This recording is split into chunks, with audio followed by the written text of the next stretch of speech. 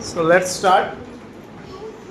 Let us first discuss one thing, and the thing is chapter distribution of your Indian economics. Chapter distribution বলতে আমি কি বুঝাই? এবার Indian economics এর সিলেবাসটা বেসিক্যালি এরকম। প্রি ইন্ডিপেন্ডেন্স, ঠিক আছে, পোস্ট ইন্ডিপেন্ডেন্স, অফকোর্স। পোস্ট ইন্ডিপেন্ডেন্সে দুটো জায়গাতে এমফাসিস দিয়ে বানানো। ফার্স্ট হলো 1960 যেটা গ্রিন রিভলিউশন, আর 1990 নিউ ইকোনমিক রিফর্মস। তার মানে what I am trying to say, if you want to divide the whole syllabus of Indian economics, you can categorize into three parts. One is pre-independence, that is just before independence, how was Indian economy. Post-independence, যখন আমরা post-independence এ আইয়া, that is after 1947, এখান থেকে দুটো time পিরিয়ডে বেশি emphasis দেওয়া হয়েছে। That is, one is 1960. Why 1960 is important for Indian economy? Because the revolutionary step initiative by reforms in agricultural sector that we know all, green revolution was adopted. And then the next time phase that are most important for Indian economics or rather Indian economy is 1991. Again we know that why 1991? Because new economic reforms or new economic policy or popularly LPG, that is liberalization, privatization and globalization, these three policies initiated. ঠিক আছে? So syllabus structure এরকম যে pre independence Indian economy কি ছিল, post independence এ আমরা অনেক কিছু দেখব, বাট স্পেশাল এমফাসিস বা ফোকাস আমরা থাকবো গ্রিন রিভলিউশনের উপরে আর new economic reforms. Further post ইন্ডিপেন্ডেন্সে এটা ইকোনমির বেসিক্যালি ইন্ডিয়ান ইকোনমির কিছু প্রবলেম নিয়ে ডিসকাস করা হয়েছে। প্রবলেমের মধ্যে ছিল হিউম্যান ক্যাপিটাল ফর্মেশন, প্রবলেমের মধ্যে আছে poverty, employment, infrastructure and rural development. That is how that after independence এই চারটা মেইন ইস্যুরে ইন্ডিয়ায় ট্যাকল করতে হবে। What are these issues? One is poverty, another is employment, human capital formation and infrastructure. So just visualize করার চেষ্টা করো যে তোমার সিলেবাসে কি আছে আর আমরা কিভাবে কিসের উপর বেশি প্রেসার দিব বা ফোকাস করব। What I said, let me repeat, pre-independence ইন্ডিয়ার ইকোনমি কি ছিল, বেসিক্যালি এখানে এগ্রিকালচার নিয়েই কথা হবে। As we know, before 1947 আমার ইন্ডিয়াতে কোনো বেসিক্যালি কোনো ইন্ডাস্ট্রি আসিল না, মিনিমাম কয়েকটা industry Aseel.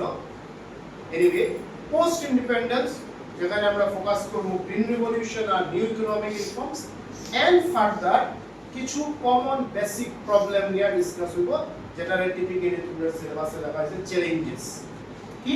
One is poverty, human capital formation, rural development and employment.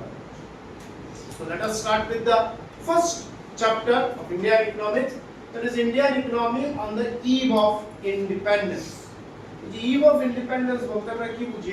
Basically আমরা ওই 1947 বা এর অল্প আগের কথা বলি, খুব বেশি আগে না, যে 1847 এ কি আসিল বা 1900 এ কি আসিল, এত ফাস্টে আমরা দেখি না।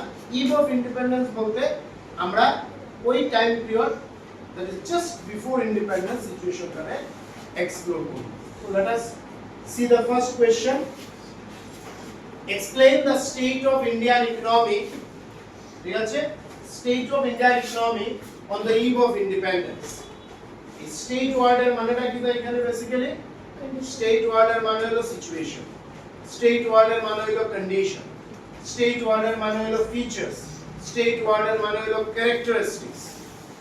কথা বুঝতে পারি? আর লাগে তোমরা কনসেপ্ট বা এক্সপ্লেনেশনে ফোকাস করবে, আনসার যখন লিখতে দিবে এরকম না যে যা আছে তা তুমি লিখতে লিখতে নো, মেইন পয়েন্টটা কিটা আমরা ওয়ান বাই ওয়ান ডিসকাস করব, ওই পয়েন্টটা হাইলাইট হইতো আর বাস ওইখানে কি ঘটনা ঘটছে।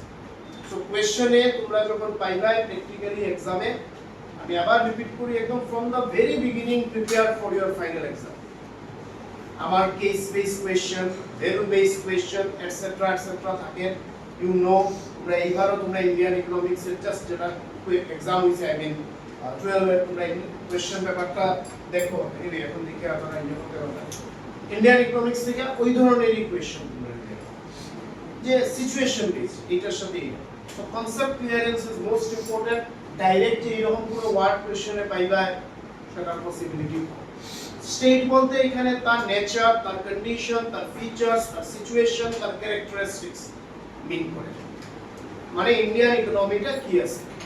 So age we know, just we have started, যে ইকোনমি বলতে এখানে ইভ অফ ইন্ডিপেন্ডেন্স আমরা ইন্টেনশন বা ফোকাস একটাই, সেটা হলো agriculture. So how it was during the British rule, the Britishers transformed the Indian economy into a colonial economy, backward economy, semi-feudal economy, and stagnant economy. So, we know British ruled us. So, British amra economy re ki banaise? Colonial economy banaise. What does it mean? Colonial economy bolte ekhane bujha je British made India a colony. ঠিক আছে, এক corridor. First ওয়ার্ডে কি বলে, ব্রিটিশে ইন্ডিয়ারে একটা colony হিসাবে use করছে, একটা করিডোর হিসাবে ইউজ করছে। এটা কি মিন করে? এটা মিন করে ব্রিটিশ, দ্যাট ইজ ইংল্যান্ড, তার কাছে টেকনোলজি, তার কাছে ক্যাপিটাল, মেশিনস এর কোনো স্কেয়ারসিটি ছিল না। a capital intensive country, intensive আমরা পাইছো না মাইক্রোতে labor intensive, capital intensive countries was England or British. That is তার কাছে সেই sophisticated modern machine ছিল, capital ছিল, that's fine. But প্রবলেমটা কি ছিল? তার কাছে raw materials ছিল। কথা বুঝাইতে পারি? তার কাছে raw materials ছিল না, তার কাছে কোনো natural resource ছিল না। And we know to produce anything machine যতটা ইম্পর্টেন্ট, সাথে র মেটেরিয়ালস ততটা ইম্পর্টেন্ট। তার কাছে মেশিন ছিল ভারত ক্লথ বানানো, শার্ট বানানো, বা এনি কাইন্ড অফ গার্মেন্ট বানানো, তার কাছে সেই মেশিন ছিল। বাট গার্মেন্টটাও শুধু মেশিন দিয়ে হলো না, তার সাথে আরো নানান র মেটেরিয়ালস দরকার। দ্যাট র material was not available with England or British. সেটা কই আছে? সেটা ইন্ডিয়াতে আছে। বাট ইন্ডিয়ার প্রবলেম কি? তার কাছে র মেটেরিয়ালস বা রিসোর্স, আই মিন ন্যাচারাল রিসোর্সের কোনো স্কারসিটি নেই, সেটা অ্যাবান্ডেন্ট। বাট তার কাছে স্কারসিটি কোন জায়গাতে? ক্যাপিটালের। তার কাছে স্কারসিটি কোন জায়গাতে? মেশিনস। নাও মোস্ট ইম্পর্টেন্ট, আজকের দিনে ওইটা আছে যে ইন্ডিয়াতে যে মেশিন বা টেকনোলজি খুব আপগ্রেড হয়ে গেছে, হইছে অফকোর্স। আমরা 47 এর লগে 1947 এর লগে কম্পেয়ার করলে অনেক বেশি আপগ্রেড হয়েছে। But still আমরা কোনো না কোনো জায়গাতে এখনো ল্যাগিং বিহাইন্ড। আমার কাছে natural resource, to some extent, to large extent human resource, raw materials আজকের দিনে আমার কাছে স্কারসিটি নাই। বাট আজকের দিনে আমরা কইতাম না কোনো কান্ট্রি আমরা কলোনি হিসাবে ইউজ করি। প্লিজ ট্রাই টু আন্ডারস্ট্যান্ড আমি কি বুঝাইতে চাই। আজকের দিনেও ইন্ডিয়া কোনো না কোনো কান্ট্রিতে তার র মেটেরিয়াল সাপ্লাই করে, আর ওই কান্ট্রি ইন্ডিয়ার র মেটেরিয়াল রে ইউজ করিয়া কোনো ফিনিশড প্রোডাক্ট প্রোডিউস করে আর বাইরে সেল করে, আমাদের সেল করে। But in today's world, in 21st century, আমরা কইতে পারি না যে ওই কান্ট্রি ইন্ডিয়ার কলোনি হিসাবে ইউজ করে, করিডোর হিসাবে ইউজ করে, যে র মেটেরিয়ালস রে ইম্পোর্ট করে আনতে। বাট তখন সেটা না কোয়েশ্চন আই না, আগেও ইন্ডিয়ার র মেটেরিয়ালস কোনো না কোনো কান্ট্রি, ফর এক্সাম্পল ইংল্যান্ডে দিছেন, আর ইংল্যান্ডে ইন্ডিয়ার করিডোর কলোনি হিসাবে ইউজ করছে। আজকের দিনে সেটা কেটে হবে, আজকের দিনে সেটা হন না, বা আজকের দিনে এই ট্যাগটা ইন্ডিয়ার নাই, because of two reasons. One reason is globalisation, and second reason is one popular economics theory.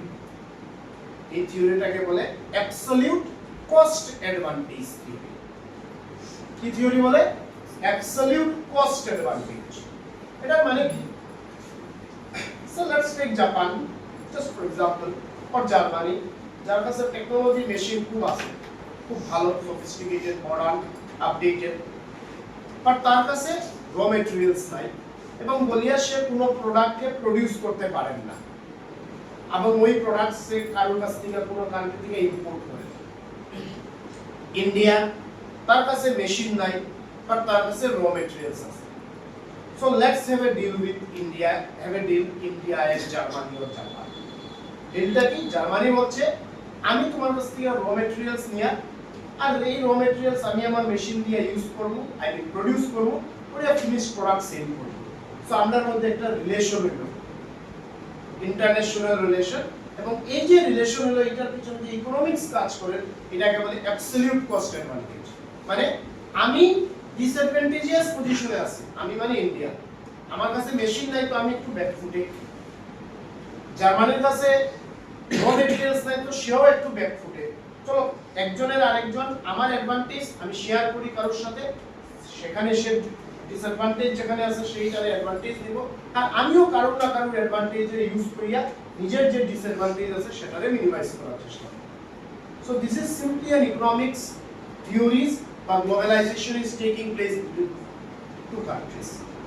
বুঝতে পারছি? বাট আগে তো এই ধরনের গ্লোবালাইজড ওয়ার্ল্ড আসিল না, কোনো কান্ট্রির লোকে এই ধরনের কোনো গুড টার্মস আসিল না, আমি তোমার কাছ থেকে ইম্পোর্ট করিয়া দেইয়া সেটা আমার মেশিনে দিয়া ইউজ করিয়া আই মিন প্রোডিউস করিয়া আর তোমার finish product I need to see, because we are not having any good relation with other countries. So from that point of view ইন্ডিয়ার একটা কলোনিয়াল ইকোনমি, ব্যাকওয়ার্ড, সিম্পল। আমার যদি industry থাকে না, আমার যদি এগ্রিকালচার আছে বাট এগ্রিকালচারের কোনো আপডেটেড টেকনোলজি দিয়ে প্রোডাকশন হয় না, সামওয়্যার কোনো জায়গাতে লেখা দেখছো তোমরা আছে প্রিমিটিভ মেথড। ইন্ডিয়া যে এগ্রিকালচার করতো, যে প্রোডিউস করতো, প্রিমিটিভ মেথড, আউটডেটেড পুরানা টেকনোলজি দিয়ে প্রোডাকশন করতো। সো টেকনোলজি যদি আপডেটেড থাকে না, সো প্রোডাকশন বাড়বে না, সো অটোমেটিক্যালি ইকোনমি ব্যাকওয়ার্ড হবে, then semi feudal, then stagnant. মানে বেসিক্যালি আমরা যদি ইন্ডিয়ার ইকোনমির কন্ডিশন বা নেচার বা স্ট্রাকচার বা ফিচারকে ক্যারেক্টারাইজ করতে দিই এই চারটা: colonial, backward, semi feudal and stagnant. ঠিক আছে? So let us understand this one by one. Colonial economy. British rule resulted in large drain of wealth from India in order to facilitate growing British industry with the supply of raw materials from India. Just we let the focus koro. In order to facilitate growing British industry with the supply of raw materials. Britisher যে industry গুলো আসিল তার কাছে সব আসিল না শুধু raw materials. সেই raw materials কোথা থেকে পাওয়া যায়? ইন্ডিয়া থেকে পাওয়া যায়। So let's import it from India. British also encouraged commercialization of Indian agriculture to transform Indian economy into a British economy or British colony. সেই ইন্ডিয়ান এগ্রিকালচারকে কমার্শিয়ালাইজ করার চেষ্টা করে যাতে তার ভেস্টেড ইন্টারেস্টটাকে সে ফুলফিল করে। সো বেসিক্যালি এই পয়েন্টের আন্ডারে আমরা কি লিখতে যাই বা কি আছে যে ব্রিটিশে ইন্ডিয়া থেকে র মেটেরিয়ালস ইম্পোর্ট করছে এবং সেই র মেটেরিয়ালস দিয়ে সে তার কান্ট্রিতে ফিনিশড প্রোডাক্ট বা ফাইনাল প্রোডাক্ট প্রোডিউস করছে। সিম্পল ধরো আমার কাছ থেকে ময়দা নিয়ে তার কান্ট্রিতে ব্রেড প্রোডিউস করছে, আমার কাছ থেকে কটন নিয়ে সে তার কান্ট্রিতে সোয়েটার প্রোডিউস করছে। কটন দিয়ে তো সোয়েটার হয় না, আই মিন দ্যাট যে মেটেরিয়াল দিয়ে সোয়েটার বানায় সেটাই সোয়েটার বানাচ্ছে, and that the same packet of bread and sweater সে আমার কান্ট্রিতে আমার sell. Number 2, semi-feudal system. Semi-feudal system বা semi-feudal economy কি? সেটা হলো ল্যান্ড সেটেলমেন্ট সিস্টেম। এখানে কি করছে ব্রিটিশে? ব্রিটিশ ছিল রুলার্স, সে আমারে রুল করে, ইন্ডিয়ানরে রুল করে, ইন্ডিয়ানের কাছ থেকে হেড ট্যাক্স কালেক্ট করে। ঠিক আছে, দ্যাটস ফাইন, বাট ব্রিটিশে নিজে আইয়া ট্যাক্স কালেক্ট করেন না, সে একজন মিডলম্যান আছে। এই মিডলম্যানকে, এই মিডলম্যান হলো জমিনদার অর ল্যান্ডলর্ড। জমিনদারকে যার কাছে হিউজ এরিয়া অফ ল্যান্ড আছে, ফাইন, জমিনদারকে যার কাছে হিউজ এরিয়া অফ ল্যান্ড আছে। ব্রিটিশের জমিনদারটা বলছে তুমি তোমার ল্যান্ডের এগেইনস্টে আমারে ট্যাক্স দিবা। জমিনদার বাউন্ড, ব্রিটিশ তার রুলার, সে দিতে বাধ্য, বাট জমিনদারও সেও জমিনদার, তার ফোর ফাদার্স থেকে জমিনদারি করে, সে নিজে গিয়া যে তার এগ্রিকালচারের ফিল্ডে গিয়া কাল্টিভেট করতো সেটাও তার হন না। তো সে কারে রাখলো, সে রাখলো ফার্মার বা টেনেন্ট বা কাল্টিভেটর। সে জমিনদারে টেনেন্ট রে বা কাল্টিভেটর রে বা ফার্মার রে পর তুমি আমার এগ্রিকালচারাল ফিল্ডে কাজ করি আমার লাগা প্রোডাকশন করো, আর আমি এই প্রোডাকশনের একটা পার্ট ব্রিটিশে দিই as a tax or popularly called lagaan. তখন এটা পপুলার, এটা তোমরা আমি এখানে একটা মুভিও পাইছি লাগান। সো লাগান মানে একটা ট্যাক্স। কি ট্যাক্স? আমার যে ল্যান্ড আছে সেই ল্যান্ড থেকে যে আমি প্রোডিউস করি আর সেটার একটা পার্ট দেয়া হয়। বুঝিও ঠিক ব্যাপারটা। ব্রিটিশে ট্যাক্স পাইতেছে, লাগান পাইতেছে, কার কাছ থেকে পাইতেছে? জমিনদারের কাছ থেকে পাইতেছে। জমিনদারে কাজ করিয়া ট্যাক্স দেন না, তার মানে জমিনদারেরও কোনো প্রশ্ন হবে না। কাজ কে করে? Small farmers, marginal farmers, poor people. Poor people, the small বা marginal farmers যে দিনরাত্র agriculture field এ কাজ করে, in return they are getting a very meager amount. মানে they are working as like slave. Slave of whom? Zamindars. So basically zamindare কি করে? সেই small বা marginal farmers রে exploit করে। So এই exploitation এ বা তার যে একটা slaveness nature এ ফার্মাররে ডিসকারেজ করেন production. We repeat the line and the most important. Semi-feudal system মানে land settlement system. That is the relation of landlord and tenant. British collecting tax from landlord or zamindars. Now zamindars are not working in the agricultural field. Farmers are working in the agricultural field. Against the war, farmers are getting very meager amount. And this thing is discouraging the farmers to work better. Ultimately, at the end of the day, affected কি জিনিস হবে? Affected what? Production. আমি কাজ করতাম তো ফিল্ডে গিয়া, but কাজ করি আমি কিছু পাই না, তো আমার আর ভালো লাগে না, আমি ভালো করে কাজ করি না। At the end of the day, agricultural production gets hampered. So this was another feature called semi-feudal economy. That is zamindar and tenant, zamindar and farmer relation. যেখানে জমিনদারে ফার্মারের স্লেভ বা এক্সপ্লয়েট করে প্রোডাকশন করতে চায়, তারও কিছু করার নাই জমিনদারে, বিকজ সেই প্রোডাকশনের তার যে ওনারশিপ অফ ল্যান্ড আছে তার এটার একটা পার্ট সে ব্রিটিশ রেজের ট্যাক্স বা লাগান দিতে লাগে। সবাই clear? Point number 3, stagnant. The word itself is self-defining. Stagnant means very, very slow. Fine. Indian economy was stagnant economy. That is, Indian economy was growing at a very, very low rate. Now, একটা economy বুঝার চেষ্টা করি, একটা economy grow করে কি না সেটা বুঝার রাস্তা হলো কি দিয়া? GDP দিয়া। Let me repeat. একটা economy কতটা গ্রোথ করছে, কতটা গ্রো করছে সেটা কিভাবে বোঝা যায়? সেটা বোঝা হয় GDP দিয়া। What is GDP? Production of goods and services in the within the boundary. একটা কান্ট্রির বাউন্ডারির ভিতরে যা জিনিস প্রোডিউস হইব তার মানি ভ্যালুটা হলো জিডিপি। মানে মনে করো let's assume this is the boundary of India, এবং এই বাউন্ডারির ভিতরে এই পেন প্রোডিউস হইছে আর এই মোবাইল প্রোডিউস হইছে, just for example. Now the price of this pen is 10 rupees and the price of this mobile is say 50 rupees. 50 plus 10 60 rupees is the GDP. Fine. Now এই GDP কোন সময় বাড়বে? যখন pen আর mobile ফোনের production বাড়বে। Is the logic clear? Very simple. Stagnant economy বলতে আমরা কি বুঝি? যে ইন্ডিয়ার ইকোনমির গ্রোথটা খুব স্লো আছে। Now how growth of a country is measured? The growth of a country is measured by GDP. So what is GDP? The money value of final goods and services produced in a country. একটা কান্ট্রির বাউন্ডারির ভিতরে, not outside the boundary, আর বাউন্ডারির বাইরে যখন কিছু production হইছে ওইটা জিএনপির আন্ডারে আইছে। কিসের আন্ডারে আইব? গ্রস ন্যাশনাল প্রোডাক্টের আন্ডারে। সে মনে করো টাটা ইন্ডিয়ার একটা কোম্পানি, বাট সে আমেরিকাতে ট্রাক বানায়, সে আমেরিকাতে ভেহিকল বানায়, বানায় কই আমেরিকার জিওগ্রাফিতে, আমেরিকার টেরিটরিতে, তো সেটা ইন্ডিয়ার জিডিপি না। আমার বাউন্ডারির ভিতরে, দ্যাট ইজ ইন্ডিয়ার বাউন্ডারির ভিতরে যা প্রডিউস হইব তাই হইল জিডিপি। ওকে, সো আমার কান্ট্রির বাউন্ডারির ভিতরে যা প্রোডাকশন হইব তাই জিডিপি। এখন প্রোডাকশনে কে কে কন্ট্রিবিউট করে? তিনটা সেক্টরে কন্ট্রিবিউট করে। One is agriculture, one is industry, one is service. That is primary, secondary and tertiary sectors. These three sectors are contributing in GDP. Tertiary sector de bhuli jao, service sector e কোনো এক্সিস্টেন্সই আসিল না before 1940। মনে করো just for example, তোমার ফ্যামিলিতে তোমরা তিনজন আছো, any ফ্যামিলিতে তিনজন ফ্যামিলি মেম্বার আছো যে আর্ন করে, তিনজনই আর্ন করে, এই ফ্যামিলির সিচুয়েশন ভাবো।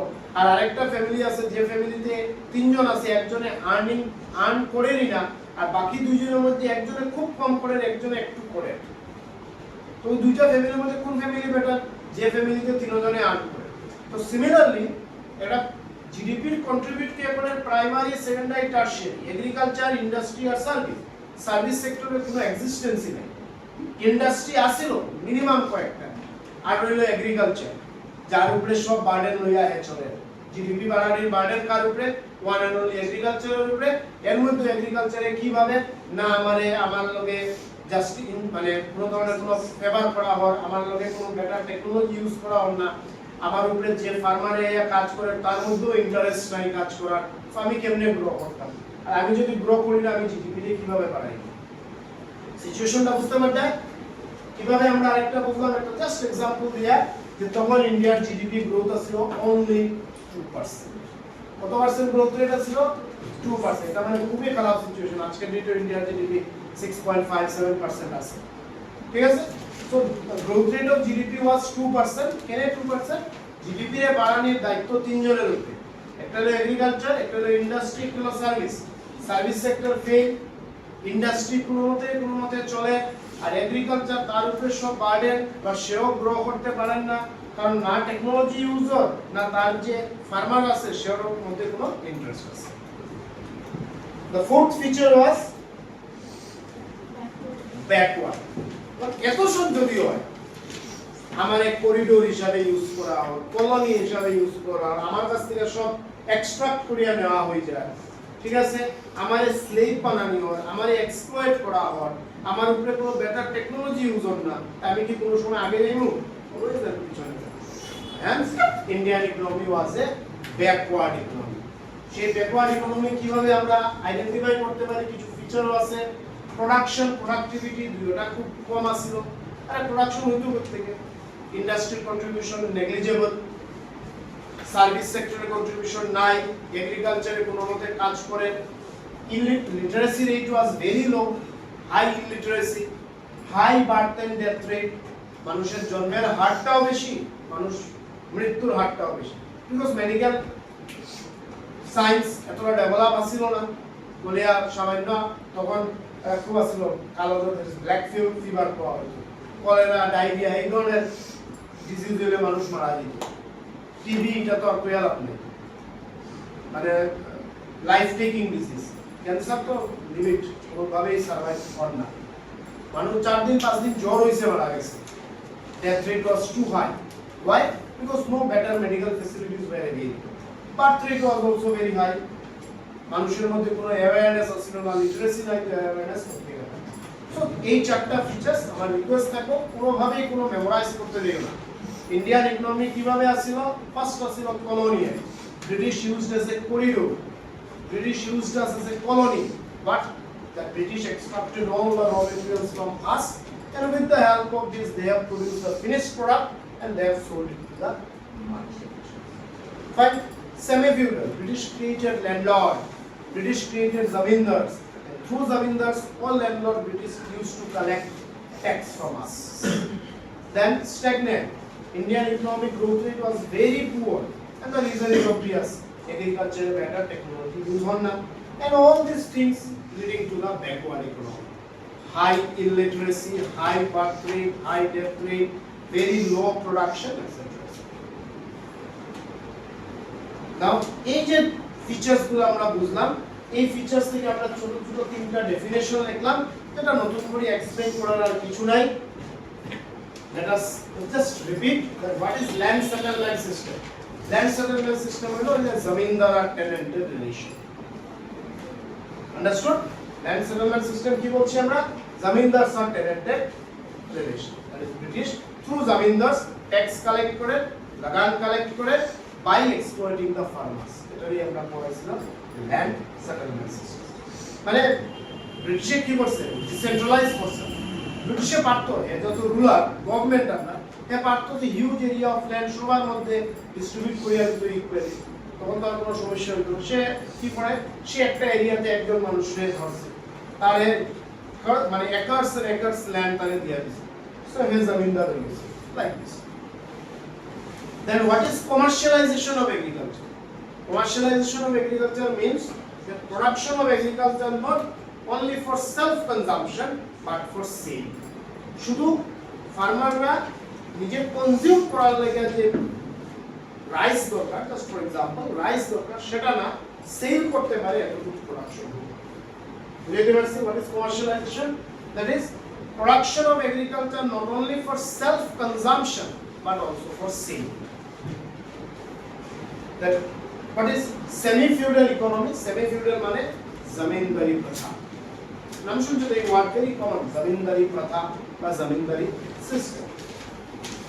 Then mention three features of Indian agriculture at the time of independence.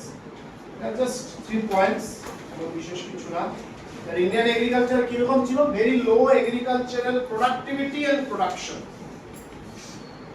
Focus on this line. Very low agricultural productivity and production.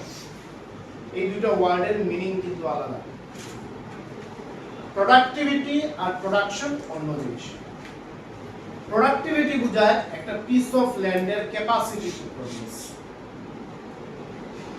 Let me repeat, what does productivity means? Productivity means in terms of agriculture, productivity means the capacity of a piece of land to produce, and production is total production.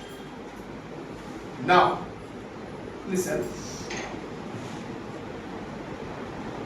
productivity is most important than production. Why? Because we know that land is a natural gift. ঠিক আছে, land তো আমরা create করতে পারি না, আমরা machine create করতে পারি, আমরা ট্রাক্টর বানাইতে পারি, বাট ল্যান্ডটা তো আমরা বানাইতে পারি না, সেটা god gift. That's fine. And the size of the land or area of the land is day by day declining. আজ থেকে 5 years আগে জাস্ট তুমি ভাবো, তুমি যেখানে আসো wherever you are, তোমার আশেপাশে যতটা ভ্যাকেন্ট ল্যান্ড আছে আজকে ডেটে এতটা ভ্যাকেন্ট ল্যান্ড নাই, নিয়ার ফিউচার আরো থাকতো না। বুঝতে পারি? তার মানে ল্যান্ডের সাইজটা বা এরিয়াটা ডে বাই ডে কমে, but population day by day বাড়ে। নাও এই যে পপুলেশন বাড়ে, সেই পপুলেশন বাড়াটা কিভাবে প্রোডাকশনের লগে কোপ আপ করা দেব? বিকজ প্রোডাকশন করতে হলে মেইনলি এগ্রিকালচারাল প্রোডাক্ট প্রোডিউস করতে হলে আমার ল্যান্ড দরকার। আমি বুঝাইতে পারি আর কি বলতে চাই, এগ্রিকালচার গুড তো আমি হাওয়াতে প্রোডিউস করতে পারতাম না, আমার ল্যান্ড দরকার, পিস অফ ল্যান্ড দরকার। আমি রাইস ভেজিটেবল যদি প্রোডিউস করতে চাই, আমার ল্যান্ড দরকার, বাট ল্যান্ডের সাইজ ডে বাই ডে কমে। তাও কিভাবে আমি এই কম সাইজে ল্যান্ডে বেশি প্রোডিউস করতে পারবো? যখন প্রোডাক্টিভিটি অফ এ ল্যান্ড বাড়বে। আর একটা ল্যান্ডের প্রোডাক্টিভিটি তখনই বাড়বো আমি যখন মডার্ন টেকনোলজি ওই ল্যান্ডে অ্যাপ্লাই করব। Am I clear? If I use the LAA, very simple, LAA green revolution তার ইম্পর্টেন্সটাই বেশি। গ্রিন রিভলিউশন ওইটাই ফোকাস করছে যে টেকনোলজি ইউজ করা প্রোডাকশনে, সো দ্যাট আমরা প্রোডাক্টিভিটি বাড়াইতে পারি। যখন প্রোডাক্টিভিটি বাড়বো প্রবলেম সলভ হইব, because productivity is more important than production. But at the time of independence, both production and productivity was low. Then presence of disguised unemployment. Agriculture disguised unemployment is. We all know what is disguised unemployment. That is, more persons are working than the requirement. At a piece of land, যতজন মানুষ দরকার কাজ করা, এর থেকে যদি বেশি মানুষ কাজ করে সেটাই হলো disguised unemployment. Or other way, disguised unemployment মানে additional labor-এর যদি marginal productivity 0 থাকে, that is called disguised unemployment. And third, agricultural production depends on rainfall. আমরা জানি আমরা আজকে ট্রাক্টর প্রোডিউস করতে হলে আমরা জলের দরকার নেই, বাট যখনই আমরা কোনো এগ্রিকালচারাল ক্রপ প্রোডিউস করব, সেটা রাইস হোক, ভেজিটেবল হোক, সেটা ফ্রুটস হোক, we need water. Water আমরা কোথা থেকে পাইবো? দুইটা সোর্স আছে, one is rainfall and other is irrigation. মানে আমার এগ্রিকালচারাল ফিল্ডের আশেপাশে যদি কোনো বড় নদী থাকে, কোনো ক্যানেল থাকে, সেই নদী বা ক্যানেলের জলটারে যদি আমি আমার এগ্রিকালচারাল ফিল্ডে ইউজ করতে পারি। নাও সেই নদী বা ক্যানেলের জলটা আমার এগ্রিকালচারাল ফিল্ডে ইউজ করতে হলে আমার কি দরকার? আমার বেটার ইরিগেশন দরকার, মানে মোটর দরকার, ওয়াটার পাম্প দরকার। ওইখান থেকে এক্সট্রাক্ট করে আনলাম, জলটা স্টোর করলাম, তারপরে আমার রিকোয়ারমেন্টে যখন আমার প্রয়োজন আমার ফিল্ডে স্প্রে করলাম। বাট এট দ্যাট টাইম 1947 এ সেই ইরিগেশন ফ্যাসিলিটি ইন্ডিয়াতে বেটার ছিল না। তো মানুষ বা দ্যাট ইজ ফার্মার কিসের উপর ডিপেন্ডেন্ট? ওই বৃষ্টির দিকে তাকাই আছে। কোন সময় বৃষ্টি হইব আর প্রোডাকশন হবে। বৃষ্টিটাও এগেইন এ ন্যাচারাল ক্যালামিটি করতে পারে, ক্যালামিটি না, I mean a natural act, ঠিক আছে? কোন সময় বেশি বৃষ্টি হয়, কোন সময় বেশি বৃষ্টি হয়, ফ্লাড, কোন সময় কম বৃষ্টি হয়, drop, both your production destroy. তাহলে adequate amount of rainfall এটা একটা again একটা big problem. So whatever these three problems Indian agriculture faced at that time, the Indian agricultural production productivity দুটোটা খুব বাজে ছিল, disguised unemployment face করে, and third the production was dependent on rainfall. The next question যেটা আমরা discuss করব, how was zamindari system of land settlement responsible for the stagnation of Indian agriculture? Very simply, জমিদাররা কিভাবে ইন্ডিয়ার এগ্রিকালচারকে নষ্ট করেছে। কোশ্চেনের মিনিংটা বুঝো, let me repeat, question may change, face of the question may be different. এই কোশ্চেনের মানে হলো যে জমিদারি প্রথা বা ল্যান্ড সেটেলমেন্ট সিস্টেম কিভাবে ইন্ডিয়ার এগ্রিকালচারকে নষ্ট করছে, স্ট্যাগনেট করছে। Point number 1, the zamindari system of land settlement was introduced by the British government. We know British banayse zamindari given that the zamindars were made the owners of large area of land.